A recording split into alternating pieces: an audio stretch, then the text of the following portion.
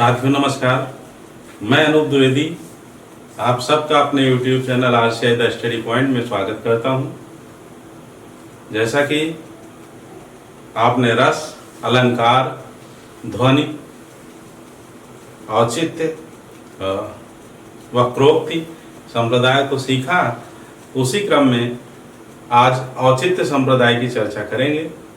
औचित्य संप्रदाय के प्रवर्तक आचार्य हैं क्षेमेंद्र, और क्षेमेंद्र अभिनव गुप्त के शिष्य थे। अभिनव गुप्त कौन है? ध्वन्यालोक के व्याख्याकार, ध्वन्यालोक के लेखक आनंदवर्धन है। ध्वनि सिद्धांत उनका आपने सीखा है, और इसके व्याख्याकार अभिनव गुप्त हैं। इनके शिष्य थे आचार्य क्षेमेंद्र।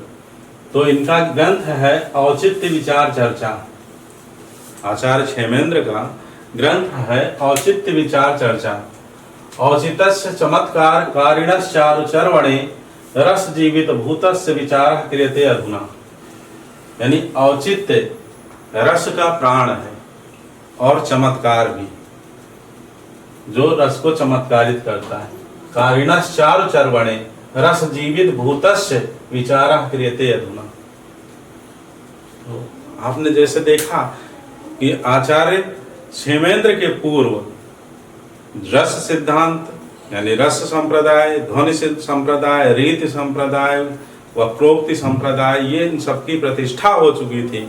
इसके बाद भी विभिन्न काव्याचार्यों के द्वारा काव्य पर चिंतन जारी रहा, और उसी क्रम में आचार्य क्षेमेंद्र ने औचित्य को काव्य क्षेत्र में, काव्य शास्त्र में स्थान दिया, महत्व दिया। वास्तव में औचित्य क्या है? औचित्य का सीधे भाव है, उचित से बना हुआ है औचित्य। भाव, जो उचित के भाव का नाम औचित्य है। और उचित शब्द का धातु परक लाक्षणिक अर्थ है विवेक तथा संभाषण। कोशगत अर्थ है विदित तथा न्याय। तो औचित्य किसका, किस चीज का औचित्य? औचित्य रस का, औचित्य अलंकार का, औचित्य गुण का, औचित्य संधि का, औचित्य पद प्रत्यय आदि विशेषणों आदि का, यानी इन सब का जो काव्य जिससे सृजित होता है, वो सारे तत्वों का उचित संगठन, उचित मेल ही काव्य को सौंदर्य देता है और सहृदय को आस्वाद प्रदान करने में समर्थ होता है। यदि ऐसा नहीं है तो फिर सहृदय को आस्वाद नहीं मिल सकता, वरन काव्य की हानि ही करता है, चाहे वो अलंकार हो, चाहे गुण हो अथवा रस। तो रस को प्रतिष्ठित करने के लिए, रस सम्यक रूप से ग्रहण किया जा सके, आस्वाद मिल सके उसका, इसके लिए औचित्य की आवश्यकता है। जैसे आप देखते हैं सब्जी या दाल आदि में नमक ज़्यादा डाल दिया जाए, किसी भी वस्तु में नमक ज़्यादा डाल दिया जाए व्यंजन में, तो स्वाद बिगड़ जाता है, फिर स्वाद नहीं आता है, विपरीत हो जाता है। उसी प्रकार से काव्य में भी औचित्य की आवश्यकता होती है। औचित्य के बिना ना तो अलंकार रमणीय होते हैं और ना ही गुण। क्षेमेंद्र ने रस का प्राण औचित्य को माना है, यानी रस का प्राण क्या है? औचित्य है। आगे देखिए, रस के साथ औचित्य का संबंध स्थापित करने वाले प्रथम आचार्य आनंदवर्धन है। रस के साथ औचित्य को स्थापित किया है, उनके बीच का संबंध आनंदवर्धन ने। औचित्य के 27 भेदों को 4 भागों में बांटा जा सकता है। पहला देखिए संरचनागत औचित्य। क्या है संरचनागत औचित्य? जैसे कहा जाए मैं ही वहां जाऊंगा।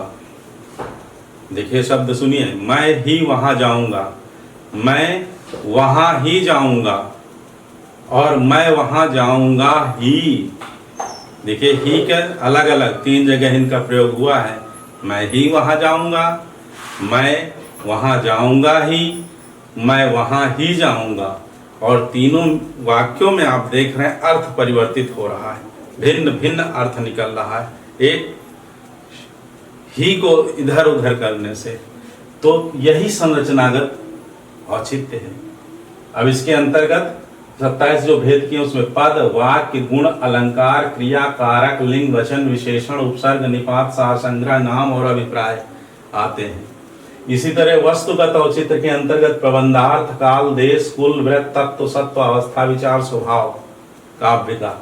उद्देश्यगत औचित्य में रस और आशीर्वचन, हेतुगत औचित्य में प्रतिभा जो कवि की होती है, लेखक की होती है। औचित्य सिद्धांत की व्याख्या वर्गीकरण करने वाले आचार्य आनंदवर्धन ने 6 भेद किए हैं। 6 भेद आनंदवर्धन ने किए हैं। पहला है रसौचित्य, रस का औचित्य, रस का उचित प्रयोग, उचित तालमेल। अलंकार औचित्य, अलंकार का सहज समावेश हो, ये ना हो कि आभूषण जैसे कोई लाद ले गहने तो भी शोभाहीन हो लगता है, ऐसे ही साहित्य में अलंकारों का उचित प्रयोग हो, सहज प्रयोग हो, अलंकार औचित्य है।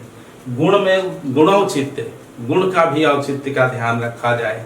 माधुर्य में टा वर्ग के वर्णों का प्रयोग न किया जाए, टा वर्ग के वर्णों का, बड़े बड़े सामासिक पदों को न रखा जाए। संगठन औचित्य यानी संगठन का औचित्य, तो जो नायक है उसका ऐतिहासिक या फिर उसका यदि काल्पनिक चित्रण किया जा रहा है तो दोनों में समावेश हो। प्रबंध औचित्य, प्रबंध का औचित्य हो काव्य में, और रीति का औचित्य। तो इस तरह से 6 औचित्य माने हैं आनंदवर्धन ने।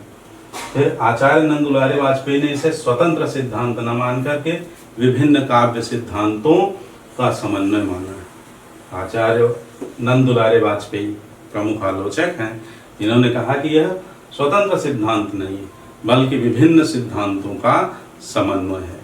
तो इस तरह से औचित्य संप्रदाय पूर्ण होता है, और मैं आशा करता हूँ कि इससे आपको बहुत मदद मिलेगी, आपकी तैयारी और मजबूत होगी। पढ़ते रहिए, व्यस्त रहिए, मस्त रहिए।